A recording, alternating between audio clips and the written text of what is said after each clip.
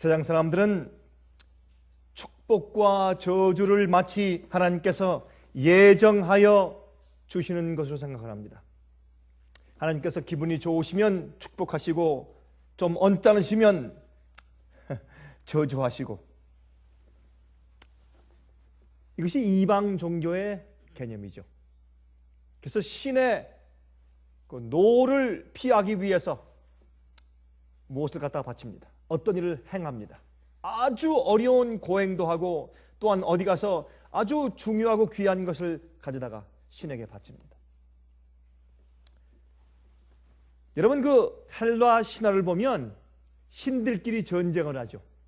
시기하고 질투하고, 그렇죠? 또한 신의 마음을 사기 위해서 이것도 하고 저것도 하고 신의 저주를 받거나 호의를 얻고 하는 그런 이야기들이 바로 히랍 신화입니다. 헬라 신화입니다. 그런데 성경은 말씀하기를 하나님께서 우리에게 복과 저주를 우리 앞에 놓아 두셨다. 너희가 선택해라.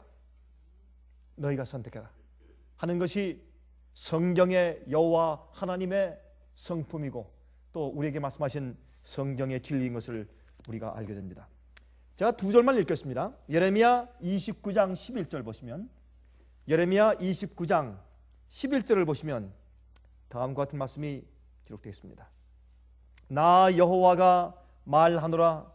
너희를 향한 나의 생각은 내가 안하니 재앙이 아니라 곧 평안이요 너희의 장래 소망을 주려 하는 생각이라. 하나님께서 여러분과 저를 향한 주님의 뜻과 주님의 계획이 무엇이라고요? 평안이라, 축복이라, 영생이라. 주님께서 우리를 향해서 심판과 저주는 사실 어떤 의미에서 전혀 계획이 없는 것입니다. 그것은 우리가 죄로 우리가 초래하는 것이라고 성경은 말하는 것입니다. 우리 하나님은 세상이 말하는 하나님과 전혀 다른 개념의 하나님인 것을 우리가 다시 한번 좀 알아야 되겠습니다. 디모데전서 2장 4절, 하나님은 모든 사람이 구원을 받으며 진리를 아는데 이르기를 원하시느니라, 그렇게 말씀했습니다. 하나님께서 우리 모두가 진리를 발견해서 모두가 다 한 명도 빠짐없이 구원에 이르게 되기를 원한다. 그것이 주님께서 우리를 향한 뜻이다. 그렇게 성경을 말씀하고 있습니다. 그런데 우리가 얼마나 하나님께서 마치 우리에게 이 축복과 저주를 나누어서 적당하게 내리시고 주시는 것처럼 우리가 착각하고 있는지 모른단 말입니다. 아닙니다. 그렇지 않습니다. 우리 다 같이 이제 신명기 11장을 좀 펴서 우리 보도록 하십니다. 신명기 11장입니다. 다음과 같이 말씀되어 있습니다. 신명기 11장 26절부터 28절까지 있는 말씀을 제가 좀 읽겠습니다. 다음과 같이 말씀되어 있습니다. 내가 오늘날 복과 저주를 너희 앞에 두나니, 여기 말씀하기를 하나님께서 우리에게 축복도 두시고 저주도 두시고, 우리가 어떻게 주님께서 우리에게 이끄시고 행하시고 주님께서 인도하시는 그 주님의 계획에 우리가 어떻게 반응하느냐, 우리가 무엇을 선택하느냐, 우리가 어떻게 사느냐에 따라서 그것이 우리에게 축복이 되기도 하고 저주가 되기도 하는 것입니다.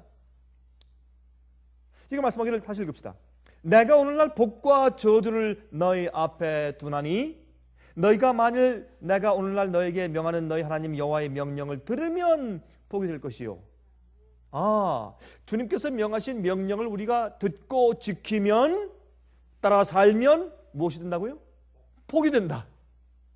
또 두 번째 보세요. 너희가 만일 내가 오늘날 너에게 명하는 도에서 돌이켜 떠나 너희 하나님 여호와의 명령을 듣지 아니하고 본래 알지 못하던 다른 신들을 쫓으면 어떻게 해요? 저주를 받으리라. 그러므로 여러분, 복과 저주를 선택하는 것은 우리입니다. 하나님께서 어떤 의미에서 복을 주시고 저주를 주시는 것이 아닙니다. 여러분, 복은 항상 우리 주위에 와 있습니다. 주님의 축복은 항상 우리 곁에 있습니다. 우리가 그것을, 주님께서 주신 것을 우리가 펼쳐서 받아서 우리 것으로 삼으면 되는 것입니다. 그것이 성경적인 주님의 축복입니다. 여러분, 아무리 태양이 있어도 눈을 질끈 감고 As far as I'm concerned, 나에게는 태양이 없다. 그러면 없는 겁니다. 그렇죠? 여러분, 어떤 사람은 말이죠. 이 접시 물에 코를 박고 죽는 사람도 있다래요. 그렇죠? 죽으려면 무엇을 통해서 못 죽어요? 죽으려면은. 그렇죠? 여러분, 아무리 좋은 음식을 주셨어도 안 먹으면 죽어요. 그렇죠? 그리고 이 공기도 이렇게 많지만 숨 쉬지 않으면 죽는 것입니다. 그러므로 주님께서 우리에게 영생과 축복을 항상 우리에게 잔뜩 주셨는데 우리가 주님의 뜻대로 살지 아니하기 때문에 저주가 임하는 것입니다. 여러분, 주님께서 빛을 주실 때 그 빛을 우리가 거절하면 그 빛이 우리의 마음을 완악하게 만들어서 다시는 성령의 음성을 듣지 못하고 하나님의 음성을 듣지 못하게 만들어서 그것이 빛이 오히려 저주가 됩니다. 그렇죠? 빛을 계속 거절하면 우리 마음이 완악해서 더 이상 하나님의 음성을 듣지 못하게 만드는 것이 되어버립니다. 그것이 출애굽기 나오는 말씀 아닙니까? 하나님께서 바로의 마음을 어떻게 하사? 완악하게 하사? 바로의 마음을 강팍하게 하사 그렇게 말씀했어요. 어떻게 하나님께서 바로의 마음을 강팍하게 했습니까? 바로 잘못이지. 그게 무슨 뜻입니까? 하나님께서 모세를 통해서 계속해서 가서 그 큰 빛을 주시고 여호와 하나님의 능력과 기적을 베풀어서 그의 눈을 뜨게 했는데도 그가 계속 거절함으로 오히려 주님의 크신 기적과 주님에 대한 진리의 말씀과 하나님의 명령이 오히려 그가 그것을 거절함으로 그의 마음을 완악하게 만들었기 때문에 결과적으로 하나님이 그를 강팍하게 했다고 성경은 말하는 것입니다. 그러므로 성경은 말을 하나님께서 복과 저주를 우리 앞에 두셨다. 우리가 선택하는 것이다. 여러분, 주님께서 우리를 힘들게 하시죠. 힘들게 하시는 것보다 우리가 배고프고 목마르고 고통스럽고 병이 나게 하시는 이유는 어떻게 해요? 우리를 구원하시기 위해서. 하늘이 그립고 영생이 그립고 그렇죠? 하나님이 그립게 하기 위해서 우리에게 죄의 결과와 고통을 허용하시는 것이죠. 그렇게 경험하도록 주님께서 허용하시는 것이죠. 왜 죽음이 있습니까? 안 죽어도 돼요. 그렇죠? 주님께서 죄의 결과로 죽게 하시는 이유는 여러분, 죽음은 축복이에요. 절대로 저주가 아닙니다. 우리가 죽어야 이 세상의 고통에서 놓일 수 있고 이 세상에서 질병에서 놓일 수 있고 이 세상에서 시름과 고통에서 놓일 수가 있습니다. 그러므로 제가 자꾸 이게 죽음에 대해서 그렇게 좀 미화하는 건 아니지만 죽음에 대해서 이렇게 말하니까 어떤 사람들은 목사님 좀 섭섭합니다. 그런 분들이 있어요. 특별히 이거 환자분들은. 제가 그런 뜻은 아닙니다. 그러나 여러분, 이 세상에서 일어나는 모든 것들은 주님의 축복이 될 수가 있습니다. 죽음도 축복이 될 수가 있고 병도 축복이 될 수가 있고 다치는 것도 축복이 될 수가 있고 마음이 아프고 서럽고 고통스러운 것도 결국엔 축복이 될 수가 있는 것이 이런 모든 것들이 우리의 순풍되어서 하늘로 가까이 가게 만들 수 있기 때문에 그러합니다. 여러분, 이 세상의 모든 것은 축복이 될 수 있습니다. 자, 신명기 30장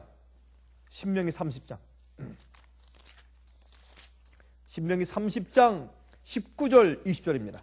신명기 30장 19절 20절. 내가 오늘날 천지를 불러서 너에게 증거를 삼더라. 자, 보라.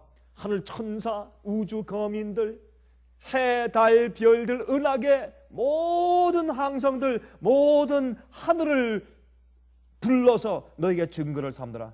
내가 생명과 사망과 복과 저주를 내 앞에 두었은즉 너와 내 자손이 살기 위하여 생명을 택하고 내 하나님 여호와를 사랑하고 그 말씀을 순종하여 또 그에게 부정하라. 내가 내 명령과 규례대로 순종하여 따라 살면 너에게 영생과 축복이 올 것이고 너희가 거절하고 너희가 우상을 숭배하며 세상을 사랑하고 죄를 사랑하고 반역하고 우상을 사랑하면 내가 저주를 받을 것이라. 다시 말해서 주님께서 우리에게 주신 것들이 저주가 돼요.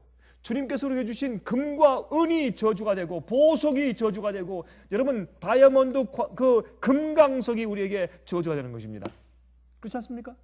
똑같은 물질인데 똑같은 금강석인데 그것이 말이죠. 정말 어떤 것을 파기 위해서 이 금강석이 아니면 그 철 위에 뭘 새길 수가 없어요. 금강석 그 힘이 있어야지. 그래 팍 돌아가면서 그 돌이나 아니면 쇠 위에 그 아주 강력한 그런 쇠 위에 글씨를 파고 홈을 파기 위해서 금강석 칼이 필요한 것입니다. 그러면 참 아름답지만 그 금강석을 여기 차고 저기 차고 여기 차고 여기 차면 그게 사람들에게 저주가 될 수 있어요. 똑같은 금강석인데 하나님께서 복과 저주를 우리에게 두셨습니다. 우리의 태도와 우리의 선택에 따라서 주님께서 베푸신 것들이 축복이 될 수도 있고 저주가 될 수도 있습니다. 여러분 주님께서 말씀하신 명령대로 따라 살면 주님의 명령은 하라 하지 말랍니다. 여러분 그것은 우리 마음을 정결케 하고 하나님 앞에 나가서 하나님의 성품을 담게 만드는 것입니다. 우리를 타락시키고 하늘에 가서 영원히 살지 못하게 만드는 모든 불결하고 더러운 것들을 전부 다 씻어내는 역할을 하는 것이 주께서 우리에게 주시는 계명과 규례입니다. 주님께서 하라 하지 말라. 이것이 좋으니 이렇게 하라.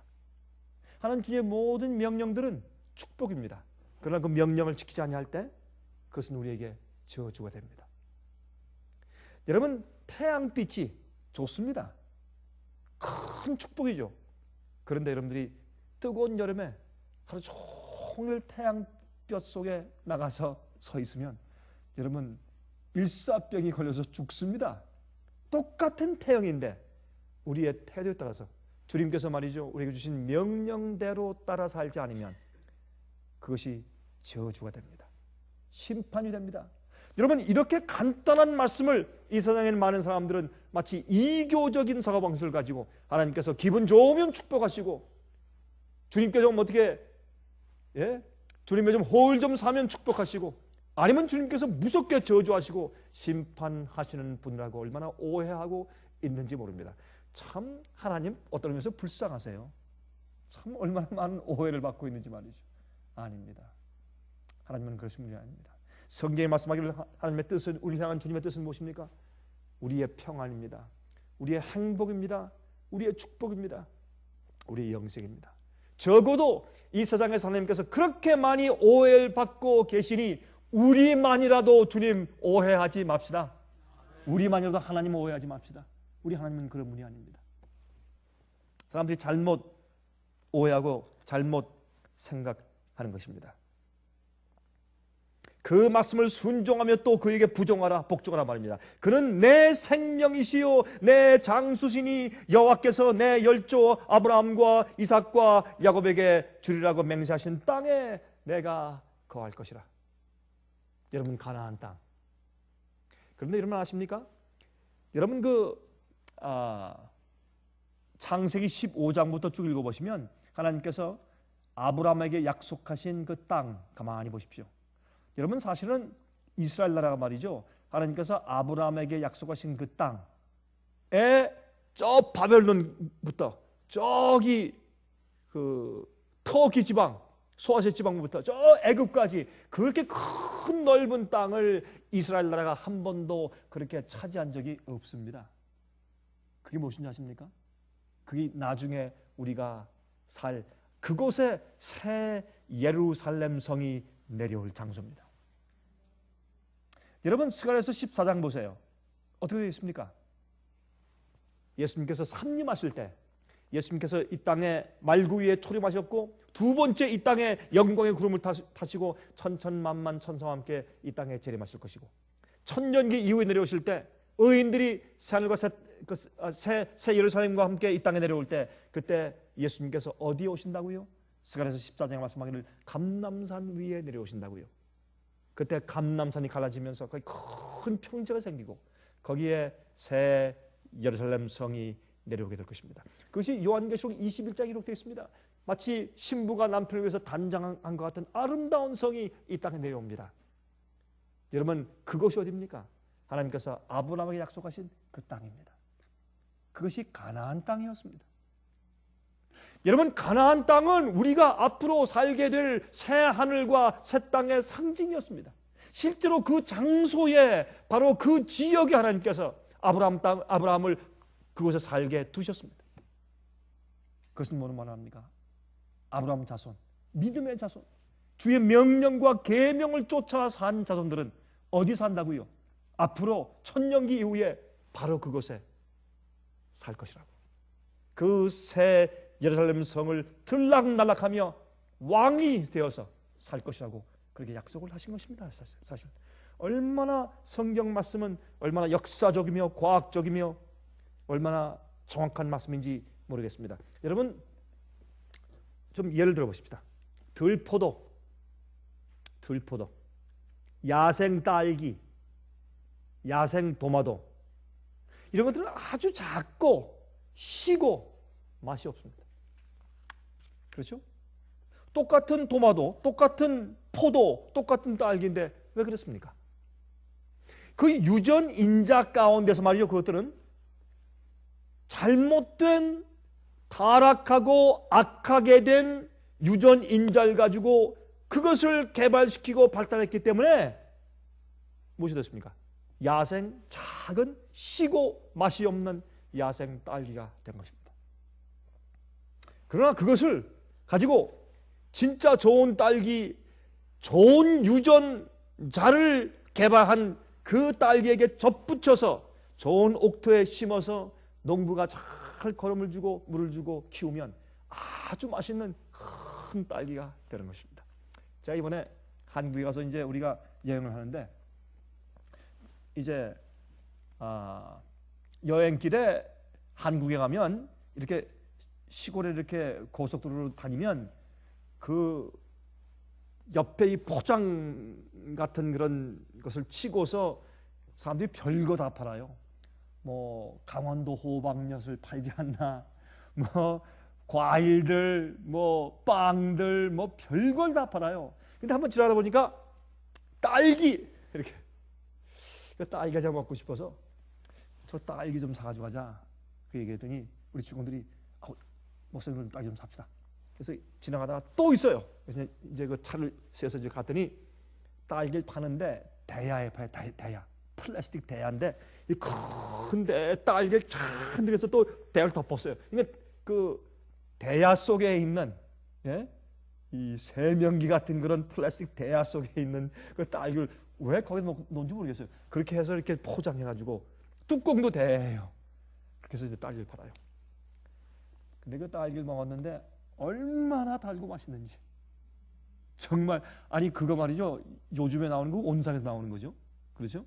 그런데 제 주먹만큼, 어떤 건 제 주먹만큼 커요. 이렇게 큰 딸기가 얼마나 정말 달고 맛있는지 말이에요. 제가 한 끼는 거의 그것만 먹고 다른 거 먹지 않고 그것만 먹고 한 끼를 때웠어요. 얼마나 맛있는지. 왜 딸기는 그렇게 돼야 돼요? 그렇죠? 그게 딸기죠. 그런데 왜 산딸기 조그만 게 시고 쓰고 맛도 없게 그렇게 되었습니까? 잘못된 유전자를 키운 겁니다.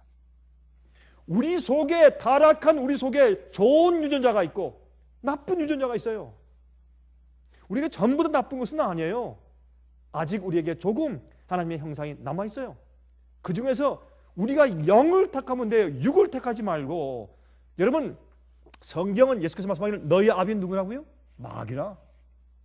여러분, 우리가 아버지를 바꾸면 돼요. 그게 뭐예요? 거듭남이거든. 우리가 아버지를 바꾸자고, 우리의 잘못된 유전자를 버리고 성령의 감동을 받아서 우리 아버지 예수님으로 우리 집을 옮겨버리자고요. 우리 왕국을 옮겨버리자고. 여러분, 어둠의 왕국에서 아들의 왕국으로 옮겼다고 골로새서 1장에 말씀하지 않습니까? 옮겨버리자고요. 우리가 한 번만 하지만 매일 옮겨버려요. 잘 안 돼요? 또 속상하고 또 문제가 생겨요. 여러분, 또 옮깁시다. 집을 옮기면 돼요. 걱정할 필요 없어요. 나는 말이지 저주를 받았어. 아니에요. 저주를 축복으로 바꿀 수가 있어요. 예? 어떤 어려운 경우가 생겼어요? 그 어려운 경우를 우리는 축복으로 바꿀 수가 있어요. 이게 믿는 것입니다. 예? 타락한 유전자를 따라가는 것이 아니라 예? 좋은 유전자를 따라가는 것이에요. 악한 성향을 그냥 따라가지 말고 우리 속에 역사하시는 성령의 음성을 가지고 성령의 열매를 따라가요. 그래서 좋은 종자에 접붙이고 좋은 옥토에 심기우고 양분과 물을 잘 받으면 실과를 맺는 것입니다. 여러분 아십니까? 들포도,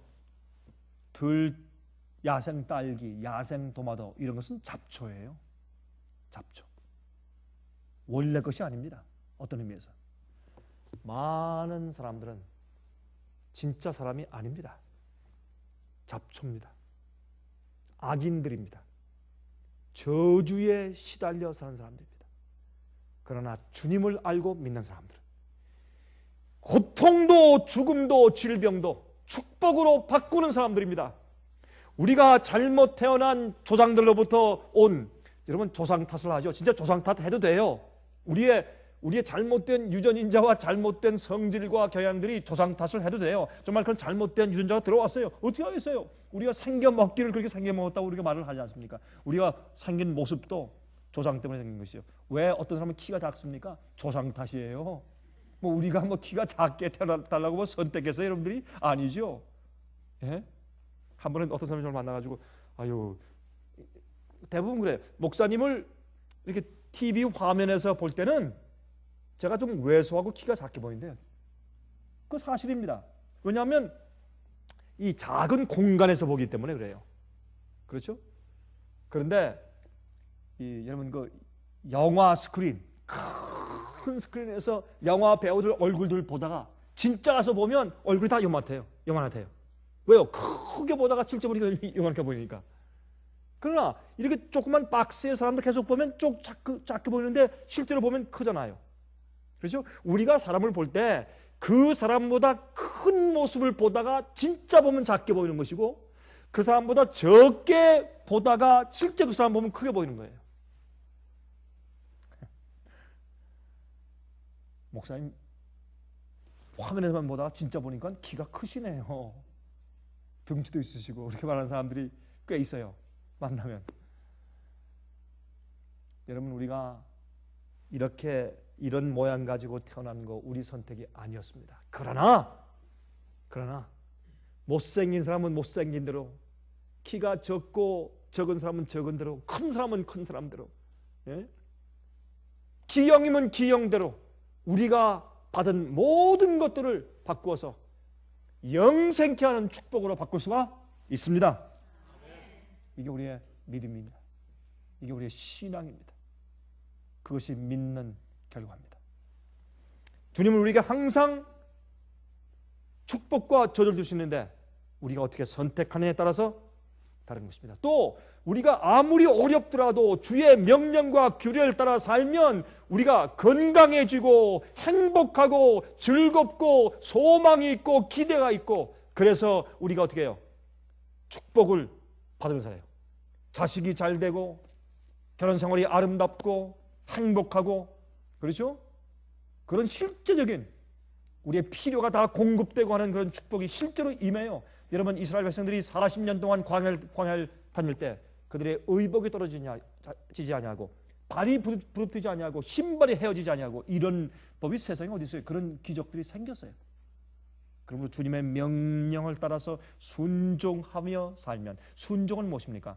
우리가 저주에 거할, 멸망에 거할 잘못된 것들을 우리가 버리고 주님께서 주시는 축복과 행복과 영생을 위해서 매일 선택하는 것이 순종이에요. 그것이 계명이니까.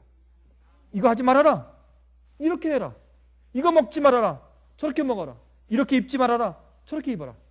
그게 주님의 명령 아닙니까? 그게 성경 말씀 아닙니까? 그리고 주님의 규례와 명령을 따라 살면 축복을 받고, 내가 우상을 쫓아서 세상 풍습대로 살면 저주하여 말 것이고, 그것이 우리 하나님이십니다.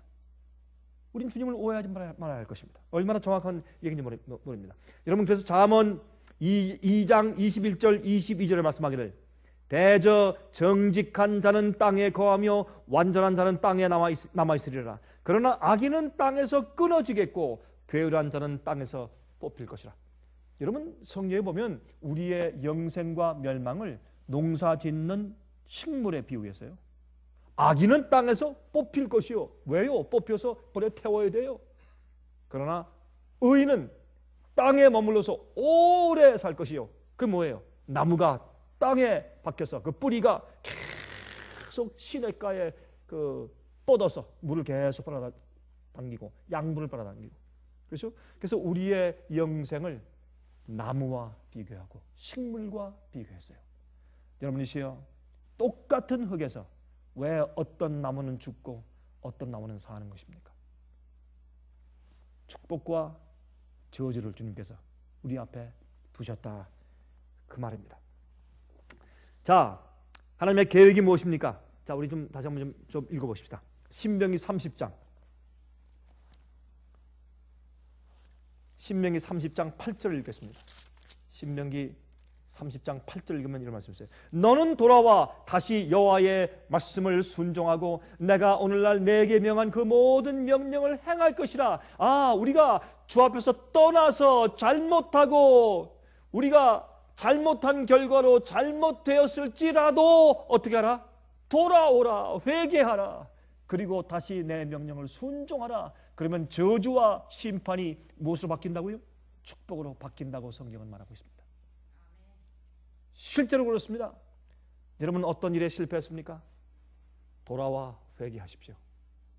무엇을 잘못 먹었습니까? 돌아와 회개하십시오. 무엇을 잘못 썼습니까? 돌아와 회개하십시오. 무엇을 잘못 행했습니까? 돌아와 회개하십시오. 그 주의 명령을 순종하십시오. 그러면 우리의 저주가 주님의 축복으로 바뀌는 것입니다. 바뀌는 것입니다. 여러분, 이 약속은 이스라엘 백성들에게만 주신 약속이 아니에요. 우리 모두에게 주신 약속인 것입니다. 자, 9절, 내가 내 하나님 여호와의 말씀을 순종하여 이 율법책에 기록된 그 명령과 규례를 지키고 내 마음을 다하며 성품을 다하여 여호와 내 하나님께 돌아오면 내 하나님 여호와께서 내 손으로 하는 모든 일과 내 몸의 소생과 내 육축의 새끼와 내 토지 소산을 많게 하시고 내게 복을 주시되 곧 여호와께서 내 열조를 기뻐하신 것과 같이 너를 다시 기뻐하사 내게 복을 주시리라. 그런데요, 어떤데요? 주님께서 우리에게 축복을 많이 주셨는데 그 축복이 우리에게 우상이 될 때가 있어요. 그 축복 자체를 신뢰하고 즐겨요. 하나님을 즐기는 것이 아니라 주님의 명령, 그 축복이 하나님께로부터 온 것을 잊어버려요. 그러면 주님께서 가끔 어떻게 하십니까? 우리의 영생을 위해서 쫄딱 망하게 하세요. 예? 병나게 하세요. 주님께서 그렇게 하시는 것보다 허용하세요. 왜 허용하십니까? 마귀는요, 우리를 잡아먹고 우리를 슬프게 하고 우리를 불행하게 만들고 우리를 죽이기 위해서 항상 우리 주위에 있으니까 주님께서 어떤 때 손을 조금 거두어서 마귀에게 희생당하도록 허용하신단 말이에요. 왜요? 그것이 우리의 영생에 좋으니까. 망해야 사니까. 어떤 분들은 말이죠, 사업 망했다고 말이죠, 직장 잃어버렸다고 난리 할 때 제가 가만히 보니까 그거 잘 된 거거든요. 제가 잘 됐다 그러면 참 얼마나 저를 원망하여서인가 그렇게 말을 할 수 없고 제가 속으로 그 잘 된 것인데요. 그 잘 됐습니다. 그래야 구원받죠. 돈을 잃어버리고 쫄딱 망해야 구원받았던 사람들은 그게 우상인데, 주님은 우리를 향한 주님의 계획을 무엇이라고요? 영생이고 평안이고 축복입니다. 그래서요, 우리들에게는요, 모든 일이 합력하여 무엇을 이룬다? 선을 이룬다. 잘 아시네요. 잘 아시네. 근데 왜 가끔 우세요? 이렇게 불평하고, 낭망하고, 비관하고 왜 그러세요? 잘 아시면서 모든 것이 합력하여 어떻게 해요? 주님을 믿고 주님께서 택하신 자, 주님을 따르는 자, 주님을 신뢰하는 자들에게는 모든 것이 합력하여 선을 이룬다. 그 선을 이루는 것은 어떻게 해요? 우리를 온전케 한단 말이에요. 모든 죄를 버리게 하고 우상을 버리게 하고 악한 성품을 아름답게 꼴짓게 만들고, 그렇죠? 우리 잘못된 성벽을 고치게 하고, 그렇게 해서 모든 일이 다 합력하여서 우리를 거룩하게 하고 의롭게 만들고 온전케 만드는 일에 역사한다, 그 말이죠. 주님은 항상 우리 앞에 축복을 두시는 것이 주님의 뜻입니다. 15절 보라, 내가 오늘날 생명과 복과 사망과 화를 내 앞에 두었나니 곧 내가 오늘날 너를 명하여 내 하나님 여호와를 사랑하고 그 모든 길로 행하며 그 명령과 규례와 법도를 지키라 하는 것이라. 그리하면 내가 생존하며 번창할 것이요 또 내 하나님 여호와께서 내가 가서 얻을 땅에서 내게 복을 주실 것임이니라. 여러분, 하나님께서 말이죠, 가늠하지 말라 명령하시면 지키란 말이에요. 우리 마음 가운데 가늠하는 생각이 떠오르면 버리란 말이에요. 그거 주님의 성령의 능력으로 버리고 정결케 함을 매일 얻으란 말이에요. 그러면 행복해요. 그런데요, 가늠하면 불행해져요. 가늠하면 불행해져요. 부부가 사이만 깨지는 게 아니에요. 부모와 자식 관계도 깨져버려요. 예, 이 세상에서 사람 취급 못 받아요. 불행해져요, 여러분. 그래서 주님께서 우리에게 명령을 주실 때 그 명령을 지키면 어떻게 해요? 복이 되고, 안 지키면 저주가 돼요. 그렇죠? 그래서 얼마나 아주 간단한 얘기예요. 우리가 온 마음을 다해서 여호와를 사랑하고 그의 길을 행하면 우리가 축복을 받고, 아니면 저주를 받고, 그렇게 말씀하신 것이지, 뭐 하나님께서 기분 좋으면 축복하시고 우리가 잘한다고 뭐 많이 갖다 바친다고 복을 주시고, 아니면 주님께서 조금 뭐 기분 안 좋으시면 우리가 잘 안 하면 그래 저주 주시고, 이게 아니에요. 우리가 행한 결과에 따라서 우리가 거두는 것입니다. 얼마나 합리적인 것입니까? 여러분 보세요. 야곱은 하나님의 약속에 의하여 이미 자신의 것이었던 장자권을 얻기 위해서 아버지와 형을 기만합니다. 여러분, 그가 태어날 때부터 어떻게 했습니까? 하나님께서 어떻게 해요? 태어날 때부터 작은 자가 더 크게 되겠다는 약속을 받고 태어났어요. 그가 그걸 알았어요. 기다리면 될 텐데 어떻게 해요? 급해가지고. 우리가 망할 때 보면 우리가 급해서 망하죠. 주님의 뜻대로 기다리지 않고 그냥 급해가지고 그것도 또 어머니하고 또 합작을 해요. 또 참 어떤 데는 어머니가 참 좋으신 분들인데 어떤 데는 또 그렇다고요, 좀. 그래서 합작을 해가지고 또 염소 가지고 다 해가지고 그 털이 마른 척하고 또 아버지한테 들어가가지고 아버지 속이고 형 속이고 팥죽에, 예? 그 장자권을 사고 이렇게 해가지고 기만하다가 그 결과를 어떻게 했습니까? 형의 증오를 샀습니다. 어떻게 했습니까? 도망갔습니다. 그 저주가 하나님께서 하신 것입니까? 아닙니다. 불순종했기 때문에 그가 저주를 산 것이죠. 이것이 우리의 생애입니다. 그렇죠? 그래서 도망갑니다. 그 결과로 증오의 수확을 거두었습니다. 형에게 쫓겨서 도망가는 신세가 되었어요. 20년 동안 고향을 떠나서 나그네 생활을 합니다. 이게 왜 주님의 문제, 하나님께서 하신 겁니까? 그가 한 것, 자기 자신이 한 것이지. 우리는요, 이 땅에서 뭐 잘못하잖아요. 하나님 원망하지 맙시다. 하나님과는 상관이 없습니다. 우리 잘못이고 우리 선택이지. 잘 안 되면 다 우리 잘못이고 잘 되면 하나님께서 잘하신 겁니다. 그렇게 생각을 해야 합니다. 사실은 그게 맞습니다. 주님께서 주신 것은 다 축복이기 때문에, 영생이기 때문에. 그는 20년 동안 그는 고향을 떠나서 나그네 생활을 하면서 이용당하고 아픔을 겪고 나중에는 안전의 위협을 느끼고 처갓집에서부터 야간 도주하고 이런 그 처갓집에서 야간 도주해, 그렇죠? 오죽하면 처갓집에서 도망을 가느냐고. 예? 너무 약게 부자가 되니까, 예? 그 처남들이 시기 질투하고 라반 외삼촌까지 화가 나고, 그것도 좀 적당히 해야지. 예? 적당히 해야죠. 야갔습니다. 그런 욕심이 많았어요. 그런데 그가 이제 고향으로 돌아가는데 야복 강가에 갑니다. 어떻게 합니까? 형이 400명의 군사를 데리고 자기를 죽이러 온다래요. 이제 어떻게 합니까? 이제 어쩔 수 없습니다. 그는 하나님께 무릎을 꿇고 밤새도록 기도했습니다. 그것을 야복 강가의 야곱의 환난이라고 부릅니다. 그가 거기에서 큰 주님과 씨름했습니다. 그리고 주님께서 날 축복하지 않으시면 나 주님 못 놓습니다 그랬습니다. 이거 참 재밌는 얘기죠. 주님, 왜? 자기가 저지른 것 때문에, 순종하지 않은 것 때문에, 얕게 산 것 때문에, 주님의 뜻대로 주님을 신뢰하고 사지 않고 자기의 지력과 꾀를 의지해 살았기 때문에 그 결과를 받으면서 그는 어떻게 합니까? 주님이시여, 내게 이르러온 이 모든 불이익들이 내 잘못입니다. 나를 불쌍히 여기시고 나를 떠나지 마십시오. 주님께서 이제 나를 축복하지 않으시면 내가 놓지 않겠습니다. 야곱은 회개합니다.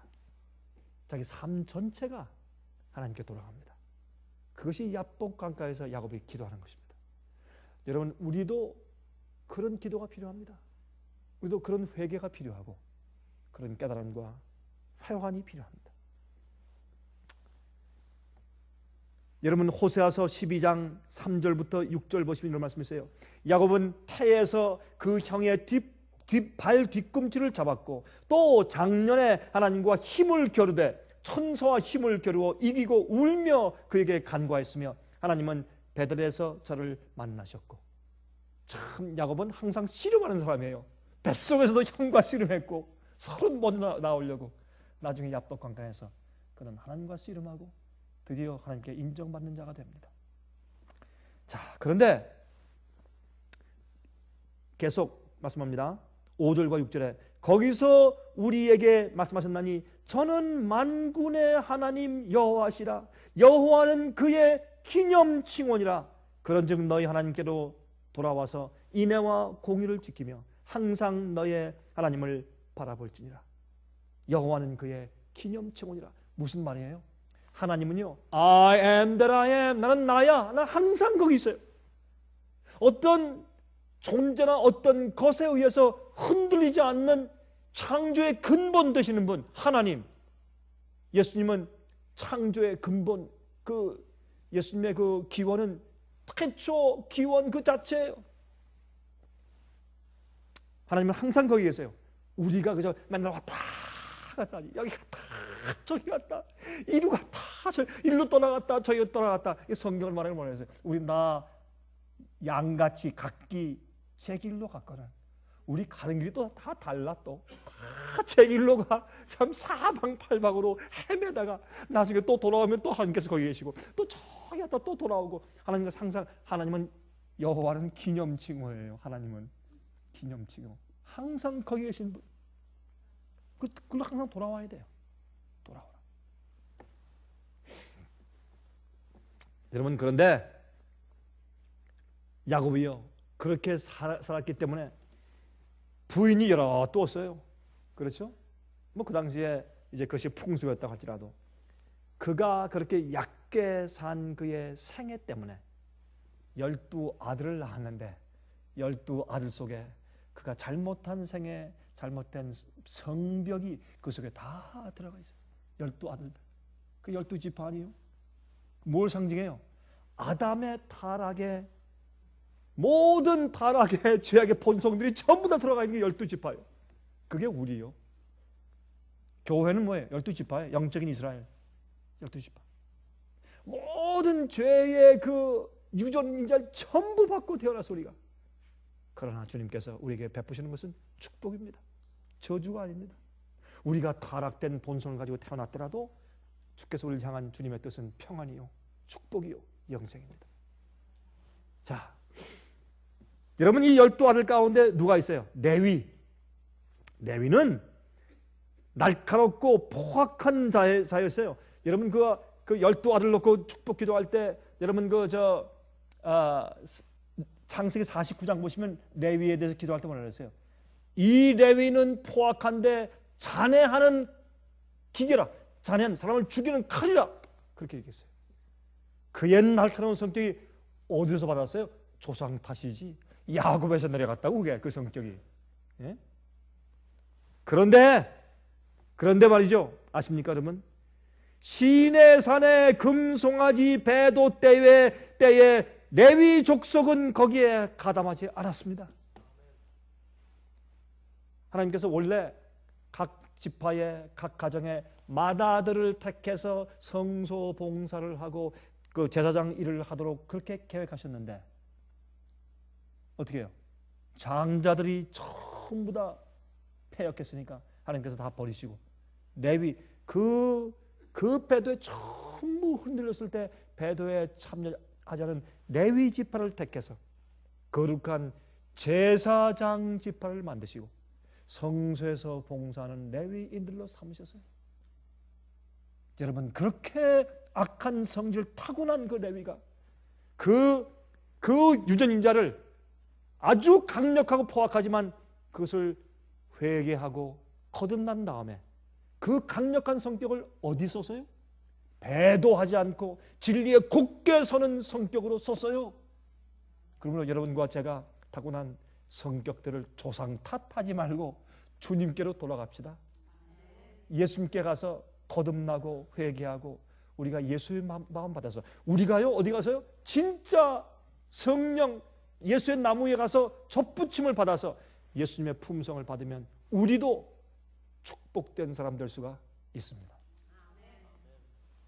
자, 여러분 신명기 10장 8절에 말씀하기를 그때 여호와께서 레위 지파를 구별하여 여호와의 언약궤를 메이며 여호와 앞에 서서 그를 섬기며 또 여호와의 이름으로 축복하게 하셨고 그 일은 오늘날까지 이르느니라 그랬어요.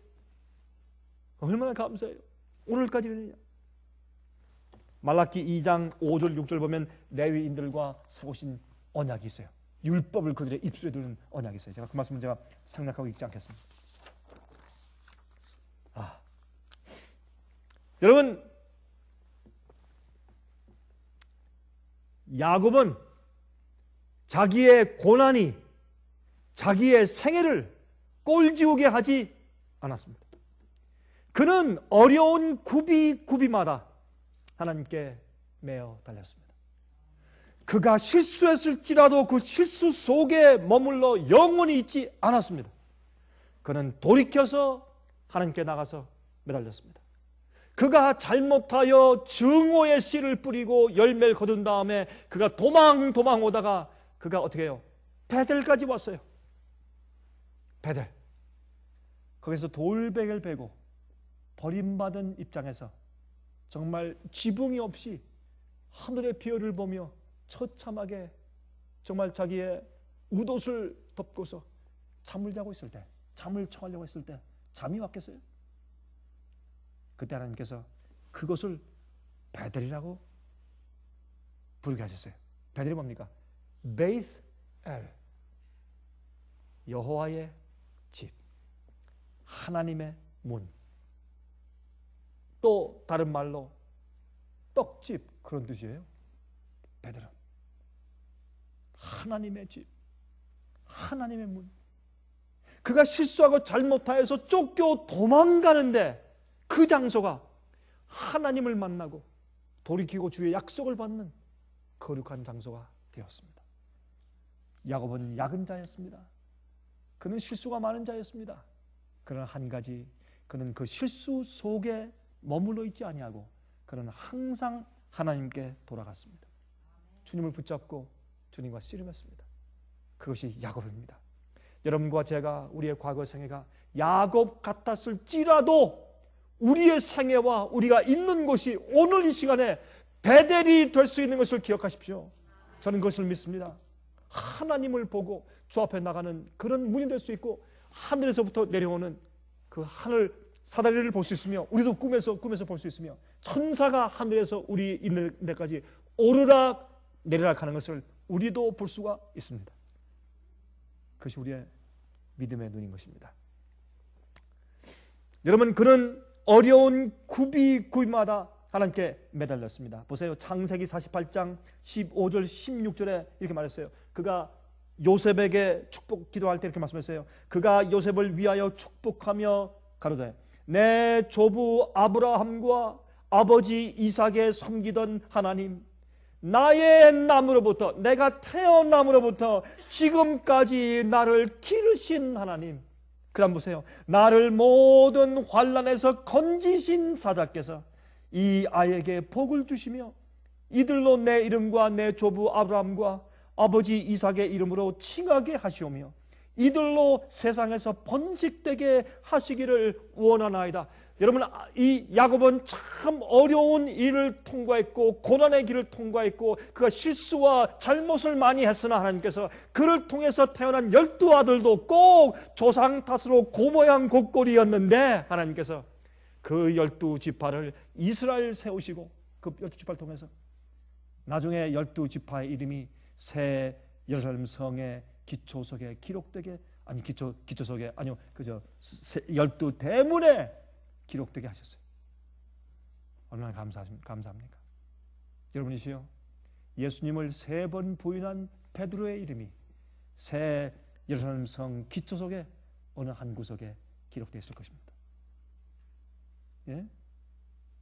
그러므로 우리의 태어남으로부터 지금까지 우리를 기르신 하나님, 모든 환난에서 건지시고 인도하신 하나님을 신뢰하고 주 앞으로 돌아갑시다. 그리고 주의 계명과 규례를 지키십시다. 그러면 우리의 생의 모든 것이 축복이 됩니다. 어떤 때는 우리에게 고통이 되었다고 할지라도 결국은 우리가 주님의 명령을 따르고 순종하며 지내면 그것이 우리에게 항상 축복으로 바뀐다는 사실을 믿읍시다. 그것이 우리의 신뢰고 우리의 신실함이 될 것입니다. 여러분, 그러므로 하나님의 축복과 저주는 우리에게 달려 있습니다.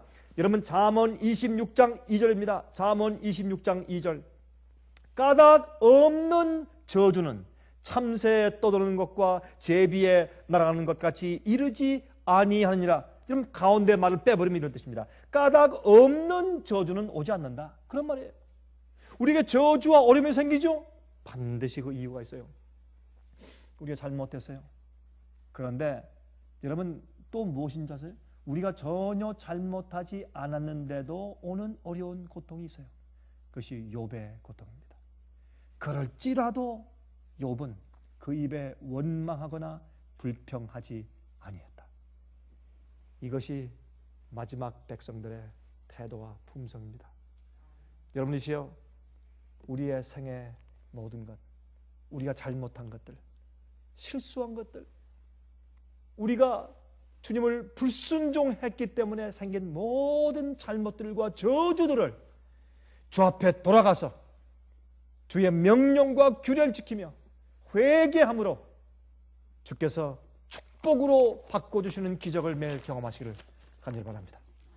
하늘에 계신 우리 아버지, 우리가 오늘 주 앞에 다시 돌아갑니다. 혹시 우리가 우리의 실수와 잘못들과 우리의 불순종으로 쌓아둔 저주가 있으면 주여, 오늘 이 시간부터 축복으로 바꾸어 주시고 우리가 주님께 나아가 접붙임 받아 하나님의 양분 받고 주님의 성령의 축복을 받아 아름다운 열매 되게 하시옵소서. 주님이시여, 저에게 믿음을 허락하시고 이 장소가 베델되게 하시고 하나님을 만나는 거룩한 장소 되게 하시옵소서. 주님께서 우리 앞에 항상 축복과 저주를 두신 것을 우리가 다시 배웠습니다. 주님이시여, 우리가 축복을 선택합니다. 영생을 선택합니다. 우리가 어떤 경험이 올지라도 주님께 그것을 합력하여 선을 이루실 것을 믿습니다. 예수 그리스도의 거룩하신 이름만 의지하여 간절히 기도합니다. 아멘. 은혜 많이 받으셨습니까? 지금까지 들으신 이 생예빛 예배설교는 개인의 신앙 부흥이나 소규모 그룹 예배를 위하여 DVD와 CD로 제작되어 보급되고 있습니다. 생예빛 예배설교 DVD 및 CD를 원하시는 분들은 1-877-704-1004번으로 전화하여 주시기 바랍니다. 생예빛 선교 사업에 대해서 좀 더 자세하게 알기 원하시는 분들은 웹사이트 www.sostv.net를 방문하시기 바랍니다. 생예빛 웹사이트에는 지금까지 나온 모든 월간지와 DVD, 텔레비전 방송물들을 누구나 무료로 보실 수 있도록 준비되어 있습니다. 그럼 다음 시간까지 안녕히 계십시오.